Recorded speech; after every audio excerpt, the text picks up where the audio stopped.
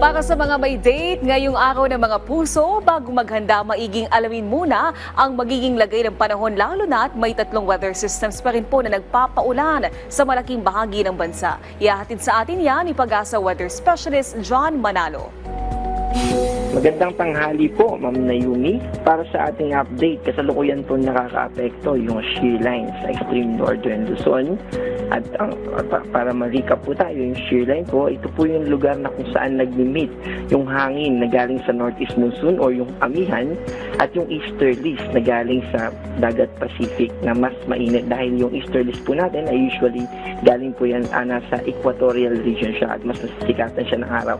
Kung saan po nag-meet yung dalawang wind system na yan, malamig at mainit na hangin, dun po yung nangyayari yung shear line natin. At dyan sa shear line, dyan din po nagkakaroon ng convective activity or pagkakaroon po ng kaulapan.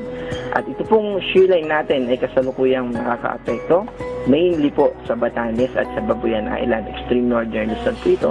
At makakaranas po sila na maulap na kalangitan na may kalat-kalat na pag-ulan at isolated thunderstorms o yung mga pagkilat at pagkulog natin.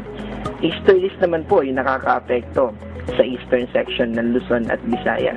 Particularly po dito sa Bicol region, eastern Visayas, mainland Cagayan, Isabela, Aurora at Quezon. Makakaranas po tayo dito ng maulap na kalangitan na may kasama din na mga pag-ulan, pagkulog at pagkilat dahil muli sa easterlies. Maliwalas na kalangitan naman po ang ating ina-expect sa malaking bahagi ng sa western part ng Mindanao. May kasama pa din po itong isolated rain showers at thunderstorm na dala naman po ng IPCC.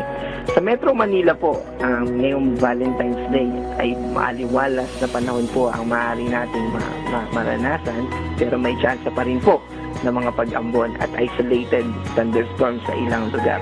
So in short po, maaari po tayong mag-enjoy sa ngayong araw na ito.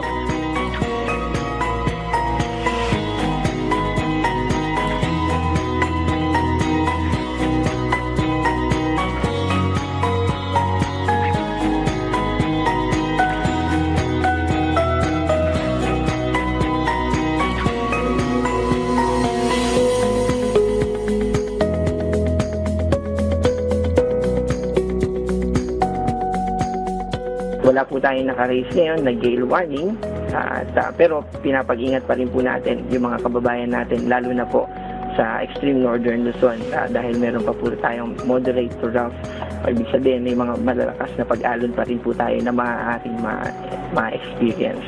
Para naman po sa top 10 lowest temperature,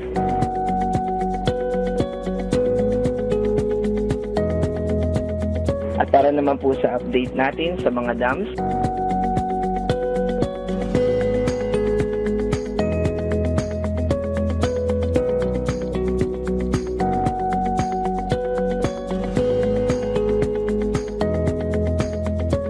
maligayang araw po ng mga puso. Ayan lamang po ang update mula sa Pag-asa Weather Forecasting Center. John Manalo po. Maraming salamat, Pag-asa Weather Specialist John Manalo.